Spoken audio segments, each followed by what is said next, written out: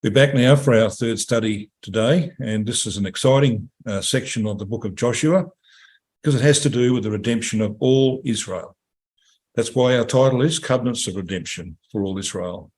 And we shall see that as we proceed through Joshua chapter 8.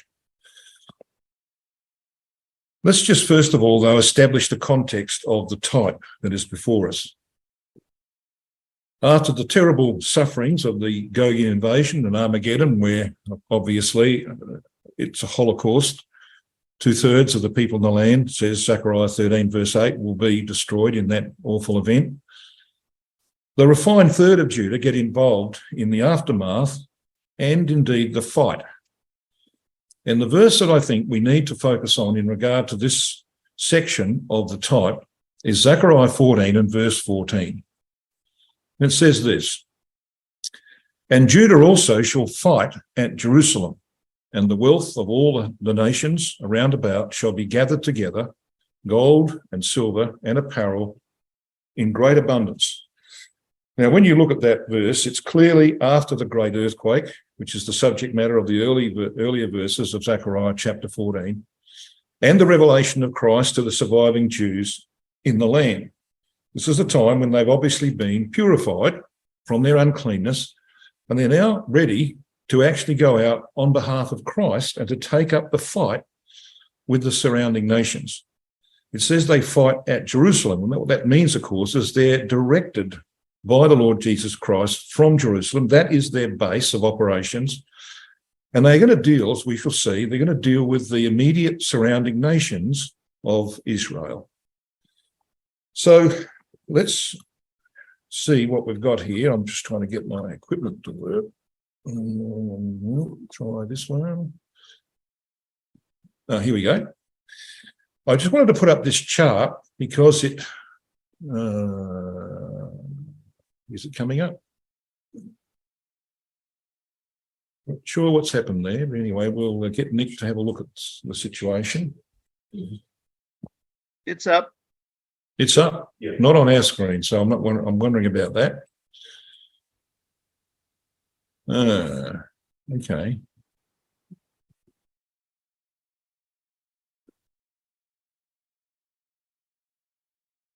Yeah, it's good to go, Jim. Go ahead. Okay, all right. Now, I've got the chart in front of me, but it's not in front of those that are with me. That will come up eventually, I guess. But this chart is very important in establishing the events of what we call here the Jubilee period. 50 years from the return of Christ to raise the dead to the time when he is ruling over all nations at peace and establishes his kingdom fully. And so in the 10 years, we believe, before Armageddon, we've got the events we spoke of in an earlier session. We have events that begin prior to Armageddon, such as Elijah's mission to scatter Jewry. It begins 3.5 years before Armageddon, we believe. He doesn't have a great deal of success because the Jews will have no reason to leave behind what they treasure. Similarly, the work of Christ and the saints in subduing the Arab peoples in the immediate area of the judgment seat for the reception of fleeing Jews at the time of Armageddon, that work will be undertaken, as indeed will be the next event, and we've got the chart up on our screen now. The next event is the smiting and healing of Egypt, a process that will take 40 years. Now, if you're looking at this chart, you will see that beyond Armageddon, we have a period of 40 years. And we say in the top of the chart, Yahweh Sabaoth, that is Christ and the saints, manifested in power for 40 years, but their glory will be unseen by the world. And we'll deal with that a little later on in our studies. Elijah's mission, of course, is to bring back scattered Jewry from all parts of the earth. And we pointed out that that's probably something in excess of 8 million people. They won't all be survivors of the events of Armageddon, but there will be a lot of them. That goes on for 40 years, and you can establish the length of the second Exodus from Micah chapter 7 and verse 15, where we are told that the length of the second Exodus will be the same as the first. You've got the work of amongst the Arabs and the smiting and healing of Egypt, which are that green bar on the chart. And then I've got the events that immediately follow in the land. As we've been talking about, Judah will be saved and settled in the land. That will take some time over that period. Gog will be buried. His forces will have a mausoleum built for them in the land, as we're told in Ezekiel chapter 39, and the land will be cleansed and divided amongst the tribes of Israel. While that's going on, you can see that blue box there, which sits up against Armageddon. That's the mid-heaven proclamation of 10 years. That's Revelation chapter 14, verses 6 and 7. And then what follows is a red box in which we've got the beginning of it, Rome destroyed, and then a 30-year period called in the Apocalypse the hour of judgment.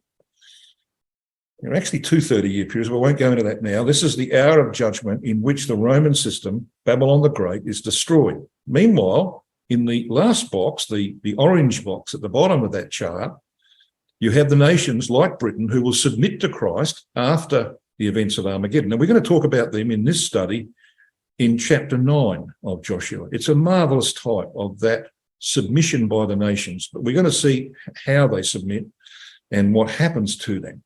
They will be involved in the building of the temple, which will take something like 40 years to accomplish. And ultimately, of course, you have the marriage supper of the Lamb, which comes towards the end of that 40-year period. It will only happen, brothers and sisters, as Revelation 19 tells us, will only happen when Christ has destroyed the false bride, the system that claims to be the bride of Christ, the Catholic harlot system. When he's exposed that system to be the harlot that she is and has destroyed its leadership, that's when he will reveal his true bride to the world. There will be a marriage supper of the Lamb in the presence of those nations who have submitted to him. And ultimately, of course, all nations will submit to Christ. So that's just a brief overview of this period. There are many, many things that are going to happen in that 40 years beyond Armageddon, in which we will be personally involved as part of the Yahweh Sabaoth army that will go forth. And there'll be many things to do. But this is just a synopsis, a précis of what's contained in that 40 years. It will be helpful as we proceed with our study. Now, I hesitate to put this up again because it's a broken record again, but I think it's very, very important that those who might not have been with us in the first couple of studies appreciate how important this is. When you come to interpret Bible prophecy, when the subject of the prophecy is the people, not the land, this is the rule that applies. The names Israel, Ephraim, and the remnant of Jacob always refer to the Jews outside the land at the return of Christ, while the term Judah refers to the Jews who are in the land at the return of Christ. And we saw how important that was in relation to the type in our previous study. So this is what's before us in chapter 8. Joshua 8 is about the defeat of Ai. In the type, it refers to the time when purified Judah, that is the Jews in the land, after Armageddon, will be victorious over the surrounding nations.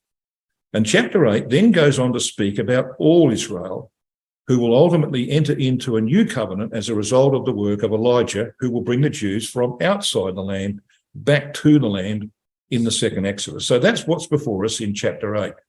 So let's just follow the detail. Let's begin with Joshua chapter 8 and verse 1. And Yahweh said unto Joshua, Fear not, neither be thou dismayed. Take all the people of war with thee, and arise, go up to Ai. See, I have given into thy hand the king of Ai and his people and his city and his land. So Joshua did not lead the first disastrous campaign against Ai, remember, in chapter 7. It was a disaster. They lost men in that campaign. They came back with their tail between their legs. He was not involved. So you see, now he is involved. And Joshua here is the type of our Lord Jesus Christ. It's he who takes charge of this campaign against Ai. And this second campaign is a type, as I said, of Zechariah 14, verse 14, where Judah shall fight. The Jews in the land who have been purified by Christ, they will be involved in the subjugation of the surrounding nations. In verse 2 of this chapter we read, And thou shalt do to Ai and her king as thou didst unto Jericho and her king, only the spoil thereof, and this is different, of course, isn't it, to what the commandment was concerning Jericho. the spoil thereof and the cattle thereof shall ye take for a prey unto yourselves, lay thee in ambush for the city behind it. So in contrast to Jericho, where everything had to be destroyed, except for the 4 metals of the image, as we saw, now Israel can take possession of all of the spoils of war. And that's exactly, you remember, it's exactly what Zechariah 14, verse 14 said, that they will acquire great wealth, silver and the gold. Now, where's that going to come from? Well, it's going to come from the surrounding nations whom they will have to subdue post-Armageddon. You know, you can just think for a while about the response of nations like Iran, for example, to the events of Armageddon. They're not going to be terribly happy with what's happened. And there are other nations there like Syria, like Iraq, like Afghanistan, who will be part of the Gogian Confederacy that will not be all that happy. And so they're going to have to be subdued.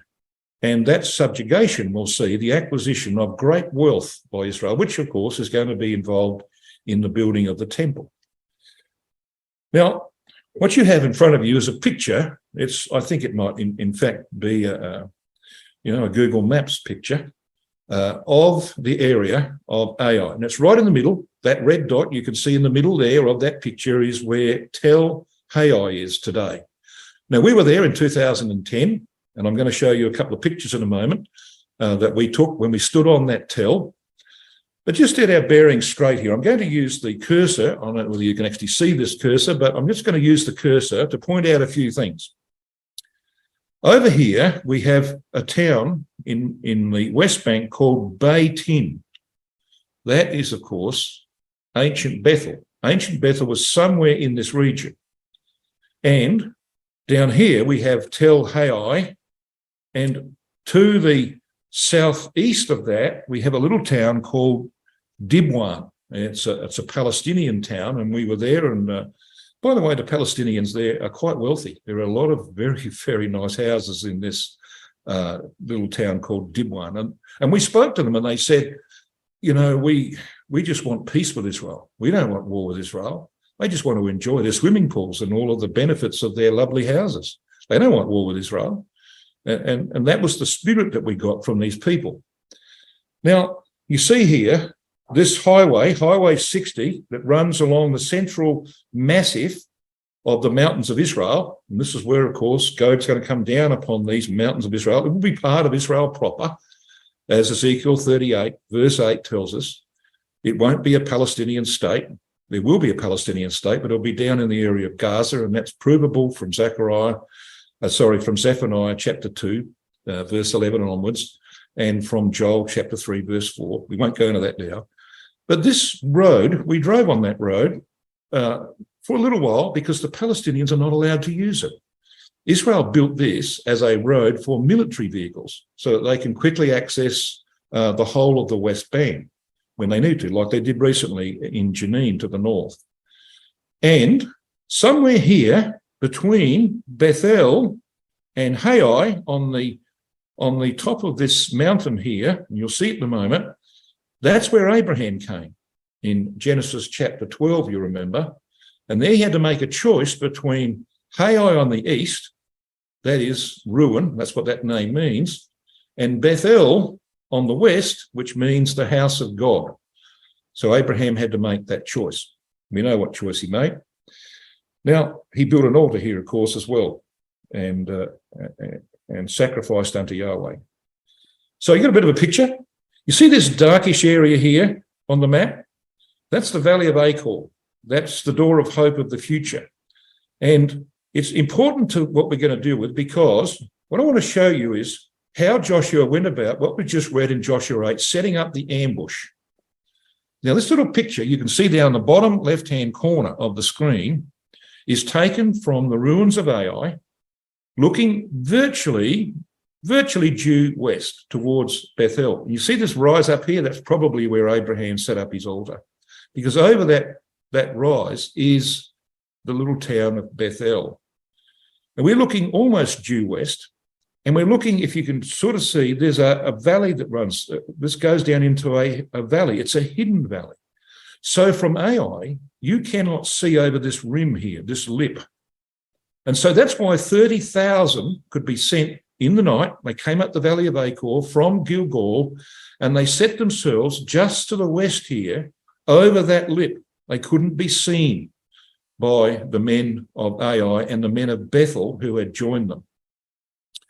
Then we have, if you just look up here, north of Ai, this is what you see. Now, you can see here in the front the rubble of the old town of Ai.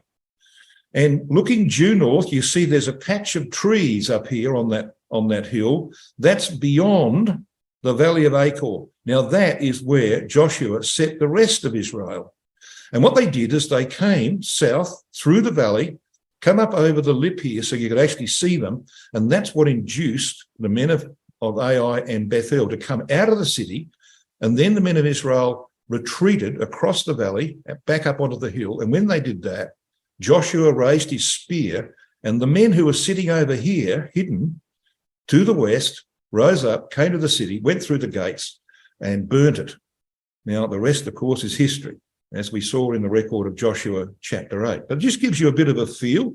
It's probably nice, isn't it, to sort of feel as though you're there, just to see how these events unfolded. But there's a great type involved here, as we're going to see. This is part of the fulfillment of the prophecies of Zechariah and other places in the Word. What happens here is typical of that. So with that, we can move on. Now, here's another important element of our subject here today. In Daniel chapter 2, one of the most well-known chapters in the Old Testament, I think, to most of us, in both verse 35 and verse 45, you have very similar words. And it provides the order of the destruction of the image of Nebuchadnezzar. When it's toppled by the stone power, the stone that smote the image, it says, became a great mountain and filled the whole earth. For 40 years, the nations who were part of this confederacy, part of the kingdom of men, are going to be crushed. But there's an order. It says, then was the iron, the clay, the brass broken to pieces and crushed. Now, we know who these represent. The Gogian Confederacy has, of course, as in the leadership, Russia. And Russia will be headquartered, when they make the invasion to the south, into the land of Israel, they'll be headquartered in Constantinople. And if you had to choose a metal for Constantinople, what would you choose? Well, you would choose brass. That was the home of the Greek Orthodox religion, remember? So the metal for them is brass. And if you want proof of that, you can go to Daniel chapter 7, and you will find that the fourth beast has, interestingly enough, claws of brass. It's got teeth of iron, which identifies Rome. Now, what do you do with your teeth? Well, you consume something with your teeth. And Rome is endeavoring to consume its object of its hatred. But what do you do with the claws? Well, with the claws, you capture what you're going to eat with your teeth, don't you? And of course, they come from Constantinople. The claws are of brass, but the teeth are of iron. So you get the picture of that? What we have here in the brass and iron is this confederacy of peoples led by Russia, which has as its base of operations Constantinople. But they are allied with the European democracies under the papal system. And of course, democracy speaks about people, and democracy can be symbolized by clay. Brother Sully makes that very clear in a very wonderful comment he makes in his book on the temple. So, brass, iron, and clay are the first to be destroyed. Now, that, of course, happens primarily in the events of Armageddon. But what about the next one to be ground to powder? Well, it's the silver. Silver, of course, represented it was the chest and the arms of the image of Nebuchadnezzar. It's the kingdom of the Medo-Persians, largely to the east, but not just to the east. So this is about the surrounding nations, the region immediately adjacent to Israel. And these, I believe, are the subject of what we have in the type. This is what Zechariah 14, verse 14 is about. It's about the subjugation of those nations immediately adjacent to Israel. But who comes last in this grinding process that takes 40 years to accomplish? Well, the gold, because the head of the image was Babylon. symbolized by gold.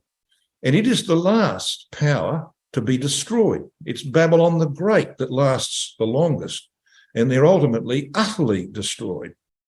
So here we have in Daniel chapter 2, verse 35, and in verse 45, the order of the destruction of the image. There's also an order to the deliverance of Jacob. There are two stages to the deliverance of Jacob. Now, why do we use the term Jacob? Well, I'd like to read to you, and you might want to just jot this down or have a look yourself. In Romans chapter 11, this is what the Apostle Paul says. I'm going to read verse 25 for connection. He says this: "For I would not, brethren, that ye should be ignorant of this secret, lest ye should be wise in your own conceits, that blindness in part has happened to Israel until the fullness of the Gentiles be come in. And so all Israel shall be saved." Now, who is all Israel? Well, he means, as you're going to see in our study today, he means all Israel, the whole nation, not just the Jews in the land, but the Jews outside the land who are gathered by Elijah. He says, "And so all Israel shall be saved, as it is written, there shall come out of Zion the deliverer, and shall turn away ungodliness from Jacob." It doesn't say Israel. It doesn't say Judah. It says Jacob. Why Jacob? Well, Jacob is the generic name for the whole nation. Jacob represents the whole nation. It matters not where they are, whether they're in the land at the return of Christ or outside the land, doesn't matter. They're described as Jacob. That's why the remnant of Jacob is one of the terms used of those outside the land. Perfect consistency. So when you look at this chart that you can see on the screen, stage one is Judah is saved at the events of Armageddon. Now, we've been talking about that. And when they're purified and prepared, they are used to help subdue the local enemies like Syria and Iran. Can anybody imagine that Iran is just going to meekly submit to Christ after Armageddon? I don't think so. They're going to have to be converted. And by the way, it will be easier to convert Muslims than Catholics, because Muslims believe in one God. They do believe in a prophet. They believe Jesus Christ was a prophet. So it's not all that difficult to convert them. Virtually impossible to convert Catholics. Though, in fact, by the grace of God, some Catholics have come into the truth in the last 180 years of our community. There's a second stage, and that's the second exodus of Israel, but this begins before Armageddon. 3.5 years, we think we can demonstrate from Malachi 4 and Luke chapter 1. We can demonstrate that the mission of Elijah begins 3.5 years, like John the Baptist, before Christ came on the scene. He will go out and he will warn the Jews outside the land. He doesn't have a mission in the land, by the way. That's one mistake that's been made in recent times. His mission is outside the land, but they won't listen to him, even though they've left a chair vacant in many places for him to sit in, and he'll sit in it one day, but they won't listen to him any more than they listened to Hezekiah's messengers who went into Israel in the north to invite them to the Passover that he held. But when Armageddon has destroyed all that they trust in, when their banks are gone, when their posh homes are gone, when there's no more Cadillacs to drive, that's when they will be ready to leave, and they'll be gathered. And it will take 10 years, we believe, to get them where they have to be, into Europe. A bit more about that in a second. So when they get into Europe, they will have a mission, and their mission is to be the vehicle of judgment against Babylon the Great, a Catholic system that will be in utter rebellion against Christ. And they will have to fight their way through Catholic Europe. It won't be easy. That process will see the purging out of the rebels. Ezekiel 20 talks about that. And there will be a new generation that arrive at the borders of the land, having been baptized in the Euphrates or the Red Sea, and will enter into the land to take up their inheritance. That's the two stages in the deliverance of Jacob. Just to review again of that chart that we saw in the previous study, this second exodus of Israel, 40 years under Elijah's leadership, his mission is to get all of the Jews outside the land into Europe. Now, it's called the wilderness of the peoples. Can I show you this? I'd like you to come to Ezekiel chapter 20. This is one of the most important passages in relation to the second exodus of Israel. There are many of them, but this is extremely clear. Ezekiel 20 and at verse 33. As I live, saith Adonai Yahweh, surely with a mighty hand and with a stretched out arm and with fury poured out will I rule over you. And I will bring you out from the peoples, it's a plural word in the Hebrew, and will gather you out of the countries wherein ye are scattered with a mighty hand and with a stretched out arm and with fury poured out. So it's going to be a very troubled time for those who encounter Israel and for Israel itself. And I will bring you into the wilderness of the peoples, plural. Now, where is this wilderness of the peoples? Well, I'll show you in a second. There's only one in the scripture. Verse 36, like as I pleaded with your fathers in the wilderness of the land of Egypt, so will I plead with you. And the word plead actually has the idea of judge. So there's a purging process involved. And he says in verse 37, I will cause you to pass under the rod. There's your purging.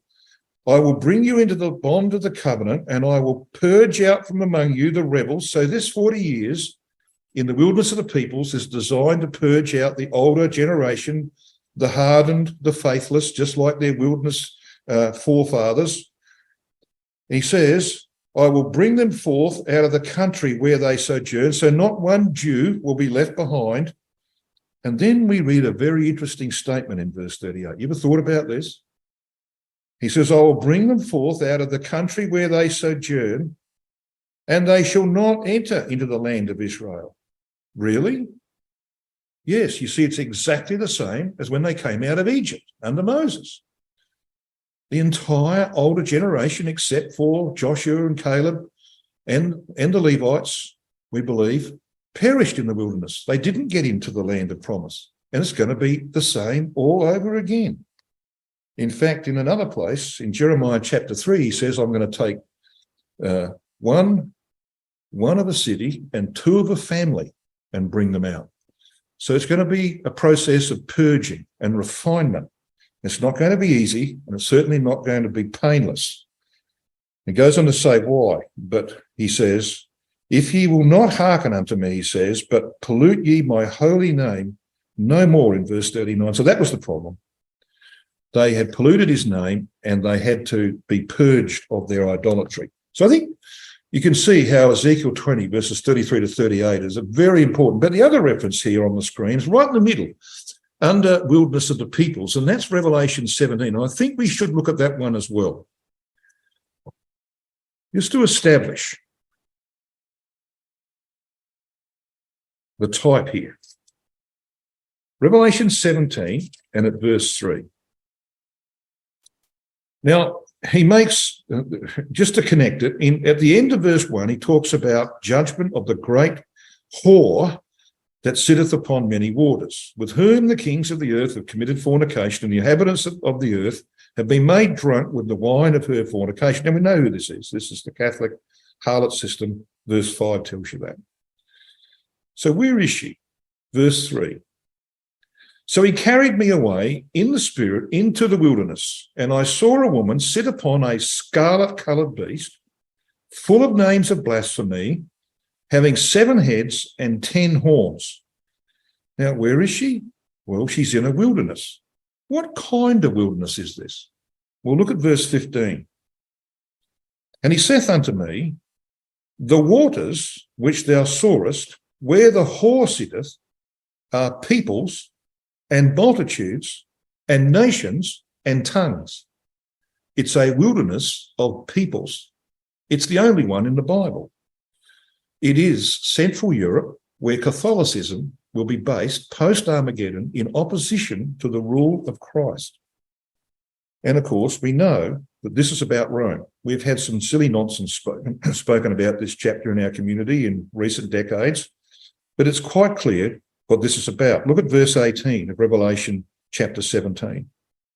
And the woman which thou sawest is that great city which reigneth, and the word is in the present tense, which reigneth over the kings of the earth. Well, who could that have been in AD 96 when the apocalypse was delivered to John on the Isle of Patmos? Who could that be? There was only one power that was ruling over the kings of the earth at that time. That was the power of Rome. So it's about the Roman Empire.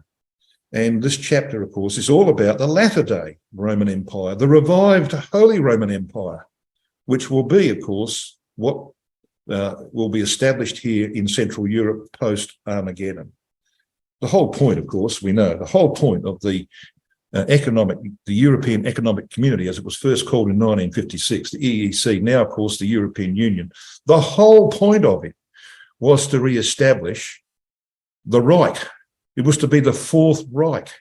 It was to restore what Charlemagne had established in the First Reich, the Holy Roman Empire. And they won't be successful until after Armageddon. That's very clear from the prophecies. Christ will deal with the first phase, the beast of the sea phase. He will deal with the harlot on the beast. But once Rome has been destroyed, they have to find a new base. They will go to where Charlemagne established the Holy Roman Empire. They will go to Central Europe, to Germany and the surrounding nations. And that's where Israel will be brought by Elijah to the wilderness of the peoples. And they'll have to fight their way back to the land. They will have come from the land of the north, where they, of course, will be held captive by the Russian power. They'll be released from the land of the north.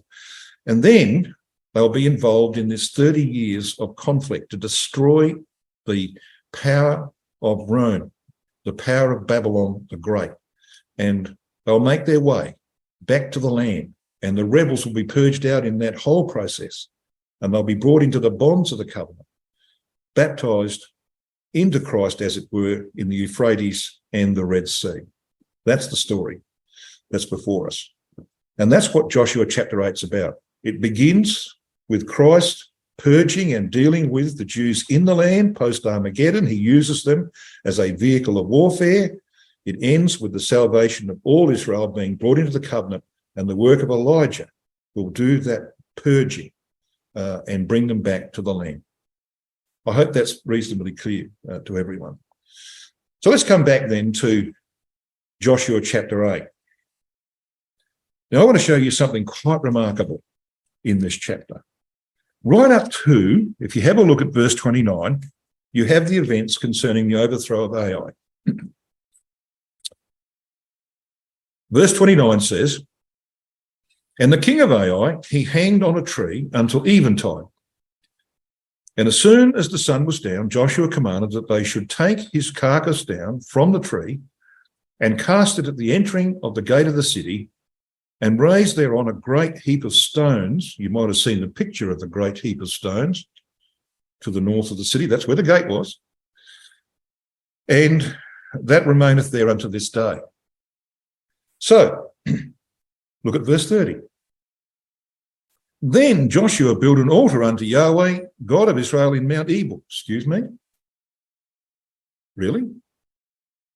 This is, as we say in the comment, this is a dramatic development. Just think about the logistics of what's happening here. You've got scores of thousands of soldiers who have captured Ai. They've destroyed it. They've covered it in a heap of stones.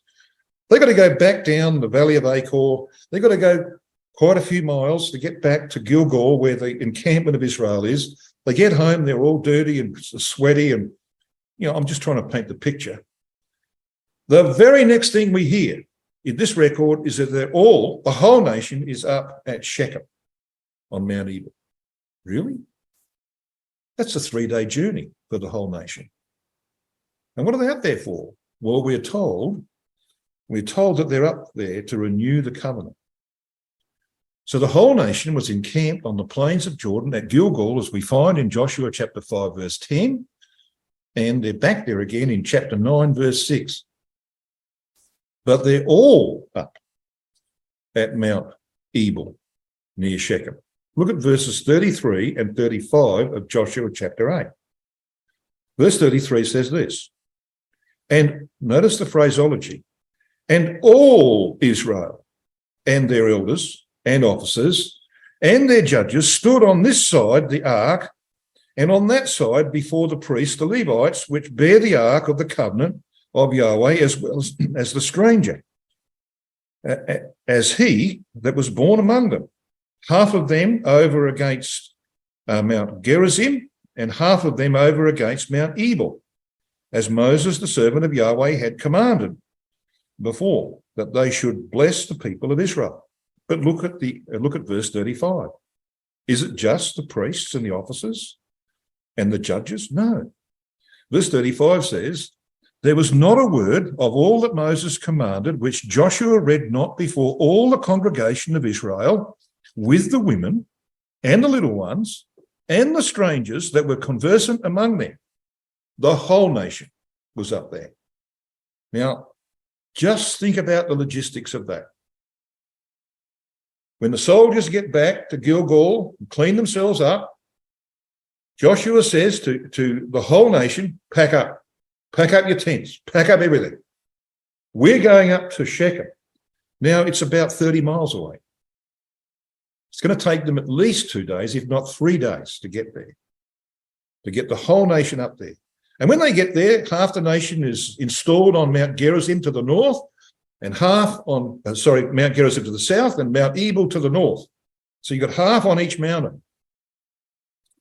And we're going to see exactly what happens here. And we're going to see that this is all about the induction of the entire nation into the covenants that God has made with that people through Abraham, Isaac, and Jacob, fulfilled in the work of our Lord Jesus Christ. It's a remarkable type. So what about this Mount Ebal, where we read in verse 30, Joshua built an altar unto Yahweh Elohim of Israel in Mount Ebal. It means bald, the bare mountain. And when you go, if you've been to Shechem and you looked up at Mount Ebal, there's not a tree on it.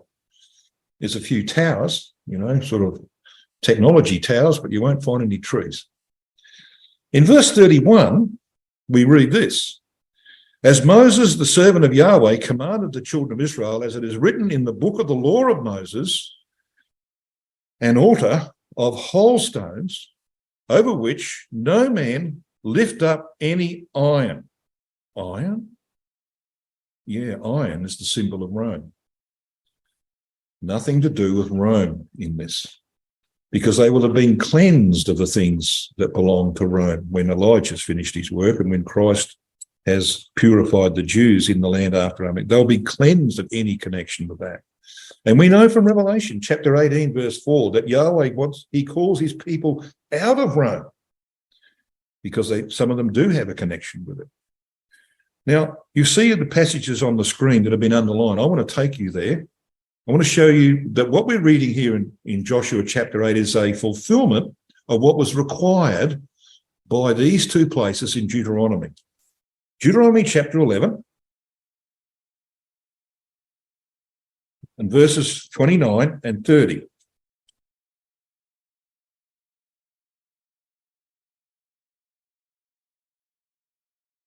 Deuteronomy 11, verse 29. And it shall come to pass, when Yahweh thy God hath brought thee in unto the land whither thou goest to possess it, that thou shalt put the blessing upon Mount Gerizim and the curse upon Mount Ebal. Are they not on the other side Jordan, by the way where the sun goeth down, in the land of the Canaanites, which dwell in the champaigns, over against Gilgal, beside the plains or oaks of Moreh? Okay, so he's clearly indicating that when they got there, they had a special task to perform. And it's spelled out even more clearly in Deuteronomy 27. We come to Deuteronomy 27 and verses 4 to 7.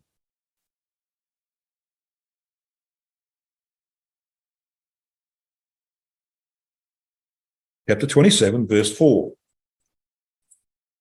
Therefore it shall be, when ye be gone over Jordan, that ye shall set up these stones, which I command you this day, in Mount Ebal, and thou shalt plaster them with plaster. And there shalt thou build an altar unto Yahweh thy God, an altar of stones. Then comes this commandment. Thou shalt not lift up any iron tool upon them. Keep Rome out of it.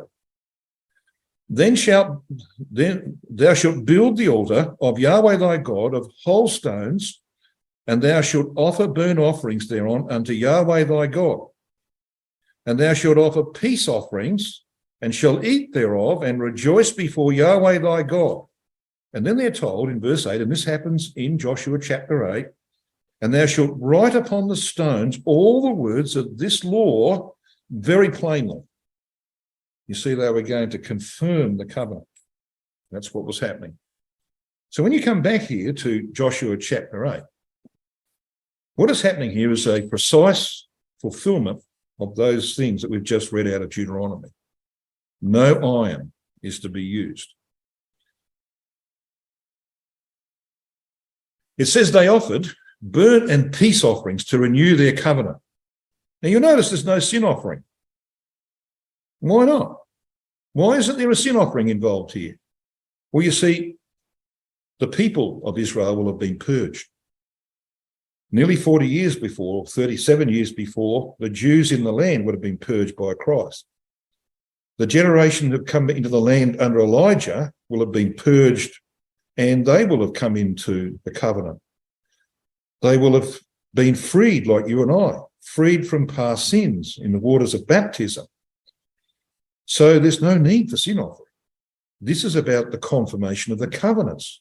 And we know what burnt offerings represent. They represent rededication. We know what peace offerings represent, and we read about this in Deuteronomy. They were to be consumed by the people because the peace offering represented fellowship with Yahweh. So this is about their rededication to him and their fellowship with him. It's about renewing the covenant. That's why there's no sin offering. And you'll notice in verse 32, it goes on to speak that he wrote there upon the stones a copy of the law of Moses, which he wrote in the presence of the children of Israel. And look at the wording. And all Israel and their elders and officers and their judges stood on this side the ark and on that side. We read that passage, didn't we? So here is the renewal of the covenant. And this little phrase, all Israel, of course, points to the time when the whole nation will have been redeemed. And again, I want to take you to another passage. You see it on the screen there, Ezekiel 39. Ezekiel 39 is about the period, the 40 years beyond Armageddon and all the things that have to happen in that period. And when you read from Ezekiel 39, we're going to read from verse 23, because you're going to meet a phrase here that's used 3 times in this section down to the end of the chapter. And that phrase is that Yahweh hid his face from his people.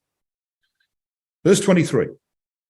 And the nation shall know that the house of Israel went into captivity for their iniquity, because they trespassed against me. Therefore hid I my face from them, no fellowship, and gave them into the hand of their enemies. So fell they all by the sword, according to their uncleanness, and according to their transgressions have I done unto them, and hid my face from them. That's twice. Therefore thus saith Adonai Yahweh, now will I bring again the captivity of Jacob. Jacob? Yes, the whole nation. And have mercy upon, look at the phrase, the whole house of Israel, and will be jealous for my holy name, after that they have borne their shame and all their trespasses, whereby they have trespassed against me, when they dwelt safely in their land, and none made them afraid. So what time period is that, do you think? Well, I'll tell you something, it's not now. Israel does not yet dwell safely or securely in their land. If you step back to chapter 38, have a look at verse 11. Ezekiel 38, verse 11. This is the time when Gog thinks an evil thought in verse 10. And thou shalt say, Gog, I will go up to the land of unwalled villages. It actually means a land of wide open spaces. That's what the Hebrew word means. I will go to them that are at ease, that are at rest, that dwell safely. There's our word, securely. All of them dwelling without walls and having neither bars nor gates. Yes, the green line, the wall around the green line of the West Bank's been taken down. You see, when you read in chapter 39, in verse 26, that their transgressions peaked at a time when they dwelt securely in the land and none made them afraid. So Hezbollah's no problem anymore. The 26,000 rockets that they've got aimed at Israel, that's not a problem anymore. Syria's not a problem anymore. Iran's not a problem anymore because Russia's absorbed them into their confederacy. Israel has got some sort of contract with Russia, as prophecy requires, by the way. The early chapters of Isaiah will tell you that. They are secure. And that's the time that Israel will come to the peak of their iniquity before their God. Already, brethren and sisters, Tel Aviv is regarded as the capital of homosexuality in Europe. And they are proud of it. Netanyahu boasted about it in the United Nations speech several years ago. He boasted about that. So here's a nation that has descended into a corruption that Yahweh can only do one thing. He has hidden his face from them. And he mentions it a third time here in Ezekiel 39. Come down with me to verse 28. Then shall they know that I am Yahweh their God, which caused them to be led into captivity among the nations, but I have gathered them unto their own land, and have left none of them any more there. Neither will I hide my face any more from them, for I have poured out my spirit upon the house of Israel, saith Adonai Yahweh. Very important reference in relation to what we're talking about here in this study today. Judah is saved by Christ, stage one. Stage two, the second exodus of Israel will purge that nation. And we've just been reading in Ezekiel 39 about their return into the presence of their God. He's going to hide his face no more from them. Why? Because they will have been brought into the bonds of the covenant, as Ezekiel 20 told us. And all the words of the law here in Joshua 8, verse 34 are read. He read all the words of the law, the blessings and the cursing, but they shouted across the valley between Ebal and Gerizim, according to all that is written in the book of the law. Marvelous things, isn't it? That context, Deuteronomy 31, by the way, the context of Deuteronomy 31 is actually about the Abrahamic covenant. So while they're reading out the words of the Mosaic covenant here in Joshua 8, is pointing to the greater day when the things that belong to the Abrahamic covenant, the one that's described in Jeremiah 33, for example, will become a reality. In verse 35, we read that verse. It's a description, doesn't it? It matches that of Israel when they left Egypt in the wilderness with all of the families, the women and the little ones and the strangers that were conversing among us. It's like going back to the Exodus out of Egypt, because what is happening here in the type is the end result of the Exodus out of Babylon the Great. Well, let's come to Joshua 9. I'm not sure how we're going for time here. Let's see what we got. Can you bear with me for a while? Joshua chapter 9. We have in this chapter the deception of the Gibeonites. And this in the type represents the Tarshish powers submitting to Christ, but with deception. They do it feignedly out of fear. And it represents what's going to happen when the nations come after Armageddon to submit to Christ. Not the Catholic nations, of course, but nations, sensible nations like Britain and America, hopefully, and Australia and nations like that. The nations who submit to Christ are preserved, but compelled to labour in the temple as servants to Israel. So let's look at Joshua chapter 9, verse 1. And it came to pass when all the kings which were on this side Jordan, in the hills and in the valleys and in all the coasts of the great sea, over against Lebanon, now count them, the Hittite and the Amorite, the Canaanite, the Perizzite, the Hivite, and the Jebusite heard thereof. There are 6 nations there. 6 nations unite against Joshua and Israel. It's a type, of course, of the Catholic nations who coalesce around the Pope and initiate their false antichrist theory. You know, they've prepared their people for this, haven't they? I mean, even the foolish Pentecostal type churches have been taken up with this idea of the Antichrist. And they'll say that man in Jerusalem that's crying out for us to submit, he's the Antichrist we told you about. And of course, we know the number of the papacy, don't we? It's 666. It's very appropriate that there are 6 nations here. And they're very worried, these nations, because you see, it says in verse 2 that they gathered themselves together to fight with Joshua and with Israel with one accord. Yes, we had a look in the previous session at Psalm 2, verses 1 to 3. Why do the nations rage? Why do they gather together? Well, they gather together because of the voice of the Pope, and they will join with him against Christ. But you see, as we say, there are different responses here in this early part of chapter 9. That's the response in verses 1 and 2 with one accord. Two Hebrew words, echad pay. Echad means one, pay is a reference to the mouth. One mouth, yes, a papal mouth. He's the one, of course, who speaks encyclicals, thinks he's infallible, speaking ex cathedra. So with one papal mouth, so to speak. But there's a different response in verse 3 from some. And when the inhabitants of Gibeon heard what Joshua had done unto Jericho and to Ai, they did work wilily. Yes, the word in the Hebrew means with trickery or shrewdness. Rotherham translates it craftily. Young's literal says with subtlety. And they had ambassadors and made as if they had been ambassadors. They came to Israel, to Joshua and the elders. That word ambassadors means in the Hebrew to act as an envoy. It comes from the root zer, the pivot of a door or a hinge, hence an envoy or an ambassador. So why is that important, do you think? Well, it's important because of the type. Let me show you. This is a comment from the Treasury of Scriptural Knowledge about this word zer, the root of that word ambassadors. And a reference here, of course, we believe in the type is to Britain's ambassadors.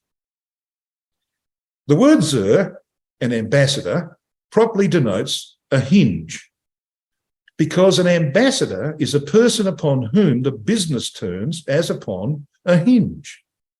So the Latin cardinalis, from which you get cardinals, from cardo, a hinge, was the title of the Prime Minister of the Emperor Theodosius, though now applied only to the Pope's electors and councillors.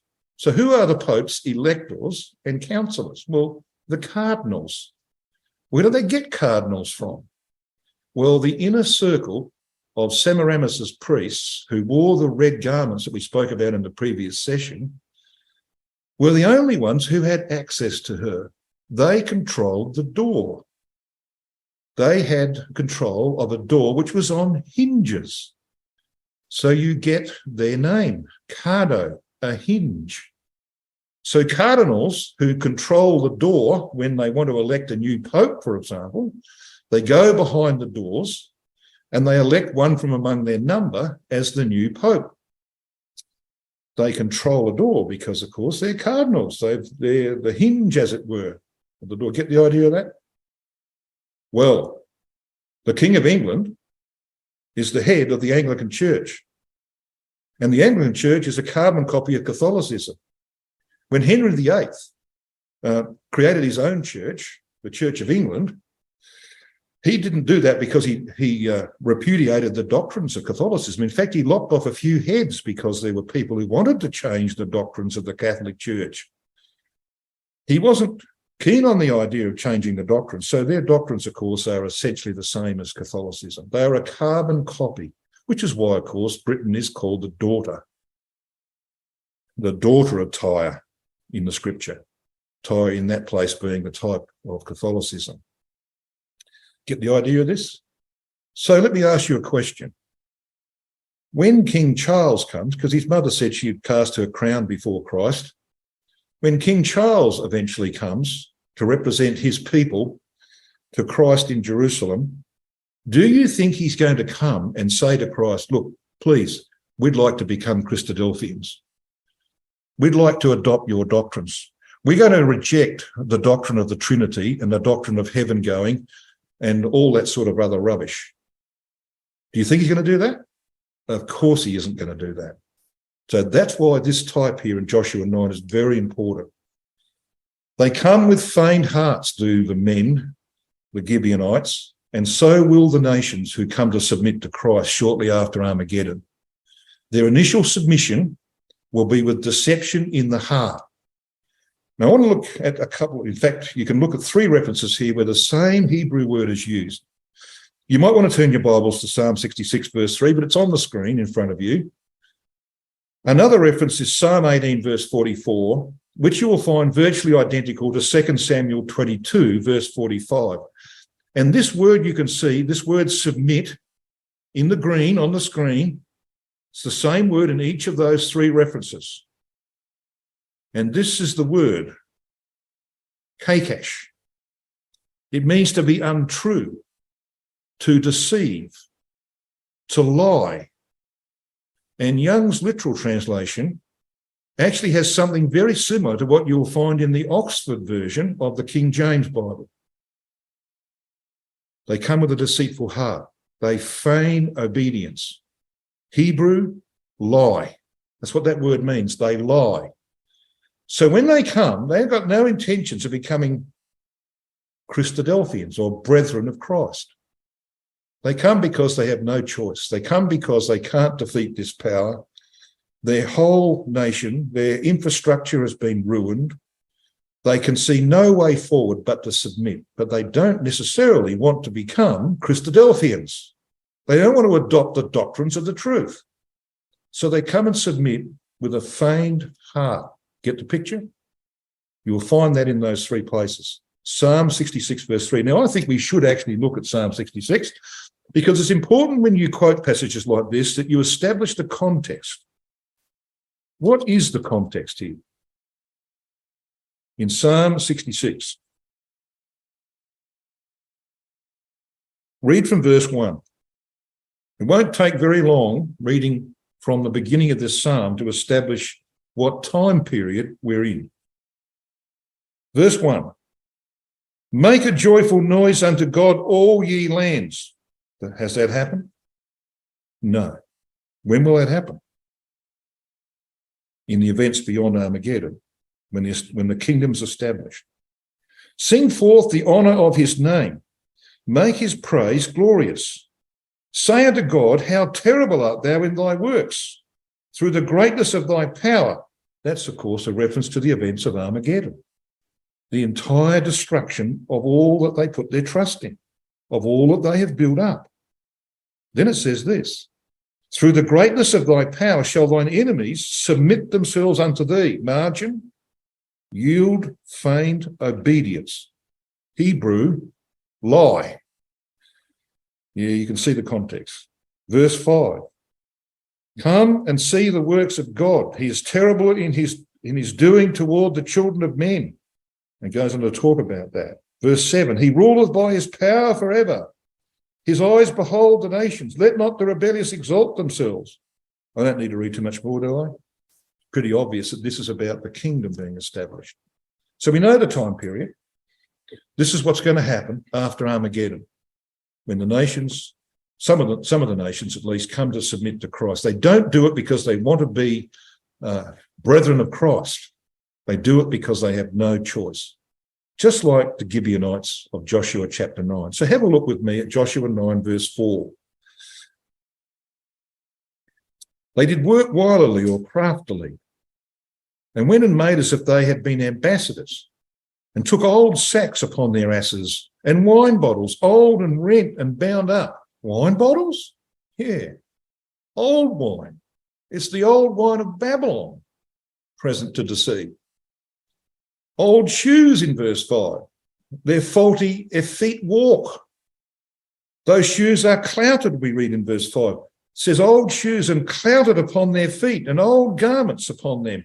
And all the bread of their provision was dry and mouldy. This word clouded means patched.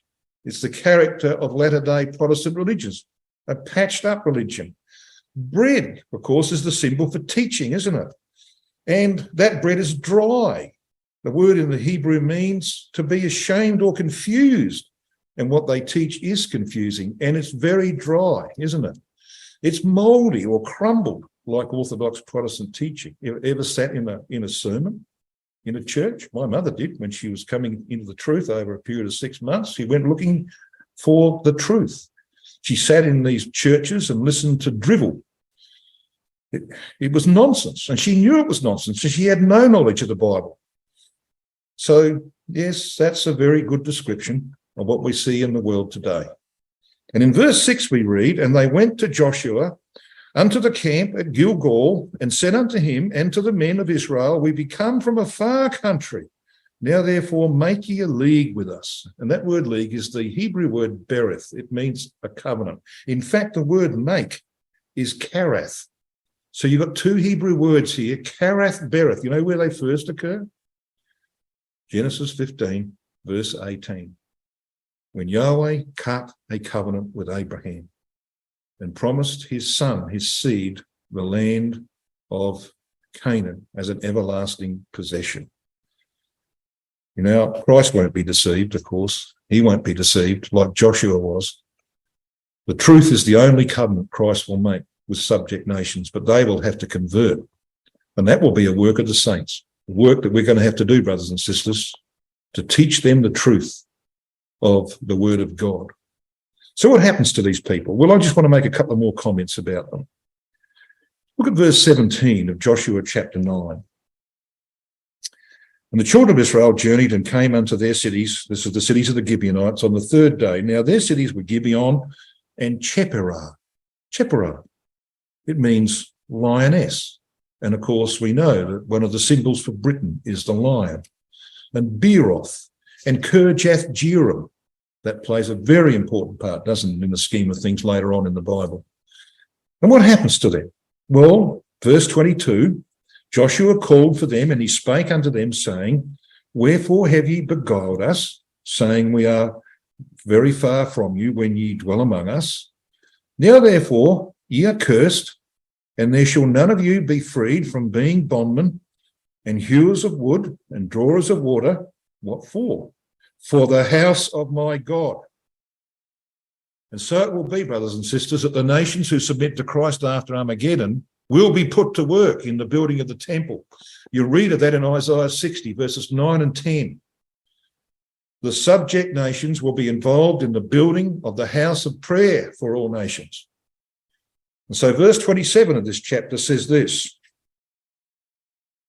And Joshua made them that day hewers of wood and drawers of water for the congregation, for the ecclesia, and for the altar of Yahweh, even unto this day, is in the place which he should choose.